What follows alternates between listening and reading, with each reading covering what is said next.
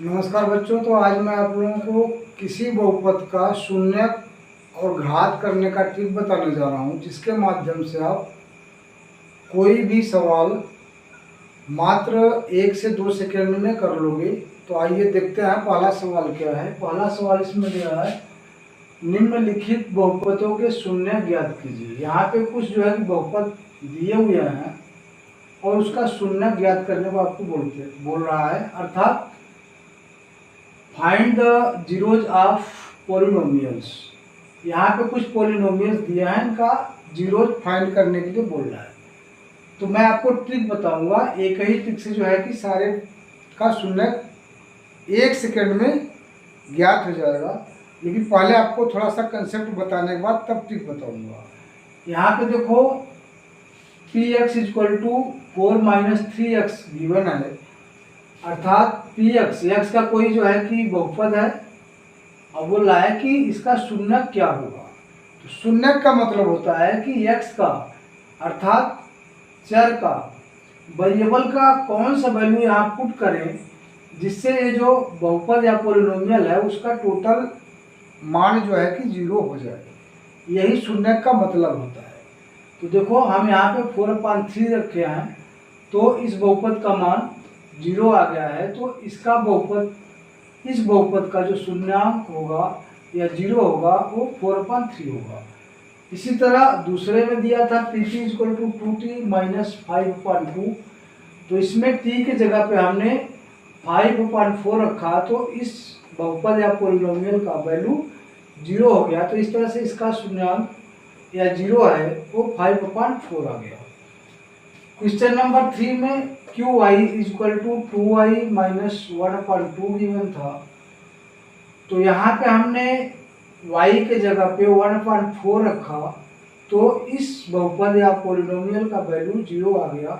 तो इस तरह से इस पॉलिनोमियल का जो 0 होगा या शून्यक होगा बहुपद का, वो 1/4 हो गया। क्यों हो गया? क्योंकि y के जगह पे हमने जब 1/4 रखा तो ये पूरा 0 हो गया।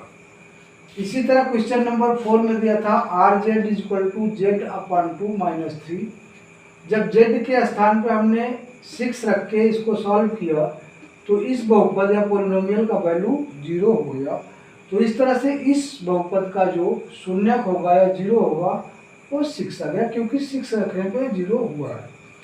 लेकिन आपको ये सब वैल्यू क्या रखना है, इसमें मिला कहाँ से, वो ट्रिक है और वही ट्रिक मैं बताने जा रहा हूँ। तो यहाँ पे देखिए एक ही ट्रिक सभी चारों में काम आएगा। यहाँ पे 4/3 कहाँ से मिला, तो ध्यान देना, जिसके साथ कोई भी बहुपद दिया हो तो उसमें जो केवल गिनती वाला पद होता है, अर्थात जिसमें कोई अक्षर न दिख रहा हो, वो अचर पद कहलाता है, और अक्षर वाला जो पद होता है वो चर पद कहलाता है। तो इसका जो ट्रिक है, यहाँ पे देखो ये चर है पद, और ये जो है कि जो 4 है वो अचर पद है। तो यहाँ पे जो ट्रिक है, इन सभी के लिए जो ट्रिक है,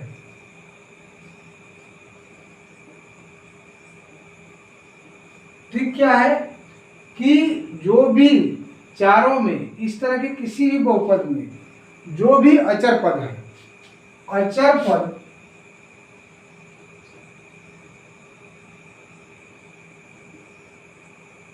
अचर पद को चर पद के गुणांक से भाग दे दो। लेकिन गुणांक में चिन्ह नहीं लेना है, केवल संख्या या नंबर लेना है। तो यहाँ पे जो चर पद है वो 3x है। अब 3x में x का जो गुणांक है वो क्या है, यही जो है कि अचर पद का गुणांक होगा। तो अचर पद, सॉरी, यही जो है चर पद का गुणांक होगा। तो जो ट्रिक होगा, ट्रिक इसका जो है वो क्या है, अचर पद भागा या divide by coefficient of variable term, अर्थात अचर पद भागा चर पद का गुणांक, चर पद का गुणांक। ये इसका जो है कि इन चारों के लिए यही सूत्र ट्रिक काम करेगा। तो इसमें देखिए अचर पद क्या है 4, और 4 को जब हम भाग देंगे किससे, चर पद के गुणांक से, तो चर पद 3x है, इसका गुणांक 3 है, तो ये जो है डिवाइड बाई 3 हो जाएगा। तो इस तरह से ये जो आ गया x का वैल्यू जो पुट करना है वो 4/3 करना है, और यही 4/3 यहाँ पे रखा गया है। इसी तरह क्वेश्चन नंबर सेकेंड में देखो, चर पद आपका 2t है, अचर पद है 5/2। जब चर पद का गुणांक 2 हो गया, अब अचर पद को जब 2 से गुणांक से भाग देंगे तो ये 5/2 भागा 2 हो जाएगा। 5/2 भागा 2 हो जाएगा।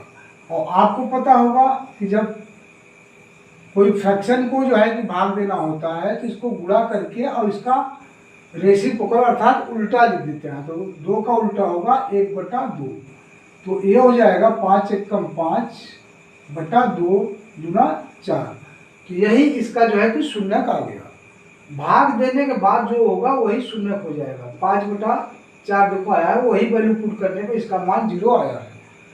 इसी तरह यहाँ पे देखो अचर पद 1/2 है और चर पद 2y है। अब इसमें 1/2 को जब 2 से भाग दोगे आप, तो यहाँ पे भी जो है कि जब भाग को गुणा करोगे तो 1/2 गुणे 1/2 हो जाएगा। तो 1/2 गुणे 1/2 का वैल्यू जो आएगा वो 1/4 आएगा, और यही इसका शून्य क्या 0 हो जाएगा।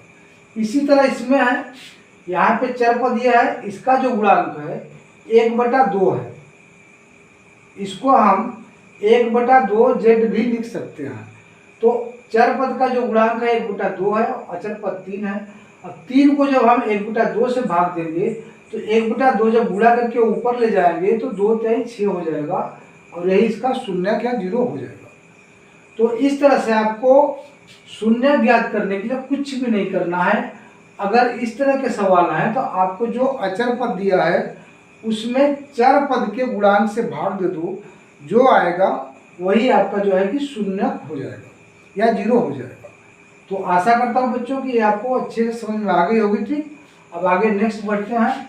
यहाँ पे कुछ बहुपद दिया हुआ है 2, और बोल रहा है कि इसमें बहुपद की घात क्या होगी। तो देखिए यहाँ पे क्या है 4x/4 है, और यहाँ पे आप लोगों को डाउट क्रिएट होगा कि यहाँ पे 0.3 है, जबकि ऐसा नहीं है। ये सिंबल मल्टीप्लाई का है। यहाँ पे बोल रहा है 0 × 3x³ और यहाँ बोल रहा है 0 × x⁵ प्लस 5x + 7। यही आपका डाउट क्लियर कर रहा था। अगर आपको ये क्लियर हो गया कि यहाँ पे ये मल्टीप्लाई का सिंबल है और यहाँ भी ये मल्टीप्लाई है, तो आपको पता है कि जब 0 से किसी भी चीज़ को मल्टीप्लाई करेंगे तो उसका वैल्यू 0 हो जाएगा, और यहाँ पे भी जब मल्टीप्लाई किया तो इसका भी वैल्यू 0 हो गया। तो ये दोनों टर्म तो 0 हो गया। तो अब क्या बचा 4x/4 0 0 फिर प्लस 5x + 7। तो जब इसको जो है कि हमने और सिंप्लीफाई किया तो ये हो गया 4x⁴ प्लस 5x + 7। तो ये जो हमारा बहुपद था वो अब ये बन गया। तो इस पॉलिनोमियल या बहुपद का जो घात होगी, आपको पता होगा कि किसी बहुपद का घात वही होता है जो उस बहुपद का सबसे बड़ी घात होती है। यहाँ पे देखो सबसे बड़ी घात 4 है, तो इस तरह से इस बहुपद का जो घात होगा वो 4 होगा। और आप क्या मिस्टेक करोगे, इसको आप 0.x⁵ मानोगे, तो आप सोचोगे कि सबसे बड़ी घात इस बहुपद का 5 है और उत्तर 5 लिख दोगे, जो कि गलत है। तो यहाँ पे ये 0 नहीं है, बल्कि यहाँ पे 0 तो है लेकिन यहाँ पे पॉइंट ना होकर के दशमलव नहीं है, ये मल्टीप्लाई है, मल्टीप्लाई दिया हुआ। तो यहाँ पे है 0 × 3 x⁵3 और यहाँ पे है 0 × x⁵5। तो यही डाउट था। आशा करता हूँ कि ये भी आपको समझ में आ गया होगा। और अगर आप इसको 0 कर दोगे तो उसके बाद 1 2 3 पद बचेंगे, टर्म बचेंगे, और इन तीनों में सबसे बड़ी घात 4 है, तो इस बहुपद की घात 4 आ जाएगी। आगे यहाँ पे देखो यहाँ पे केवल √5 दिया है। तो बच्चों अगर ऐसा बहुपद है कोई एक पद वाला जिसमें केवल अचर ही पद है, अर्थात कोई गिनती है, चाहे वो कड़ी में है, चाहे भिन्न है, चाहे कुछ भी है, तो उसको जो है कि अचर पद या अचर बहुपद बोलते हैं। और अचर बहुपद का जो घात होता है वो हमेशा शून्य होता है। क्यों होता है? देखो, इसको हम करड़ी में 5 × 1 लिख सकते हैं, और आपको शायद घातांक में पढ़ाया गया होगा कि 1 को हम x⁻0 लिख सकते हैं। तो इस तरह से यहाँ पे जो चर की घात है वो 0 है या शून्य है, अतः इसका जो घात होगा वो शून्य ही होगा। तो इस बहुपद का घात शून्य है, और किसी भी अचर बहुपद का घात शून्य होता है, इसको आप याद कर लो। अगर मात्र कोई गिनती वाला पद दिया है और उसका घात पूछ रहा है बहुपद का, तो उसका घात हमेशा शून्य होता है। तो बच्चों, आशा करता हूँ कि मेरा ये ट्रिक आपको पसंद आई होगी, अच्छा लगा होगा, और मेरा अगर बताने का भी तरीका आपको अच्छा लगा है तो प्लीज़ मेरे चैनल को बेल बजा के सब्सक्राइब कर लीजिए, जिससे इस तरह के ट्रिक आने वाले वीडियो नोटिफिकेशन मिलता रहे आपको, और आप मेरे साथ जुड़े रहें और इसी तरह से अच्छे नए नए ट्रिक आप सीखते रहें। तो बच्चों, आज बस यहीं तक, आगे फिर मिलता हूँ नेक्स्ट वीडियो में, तब तक के लिए धन्यवाद।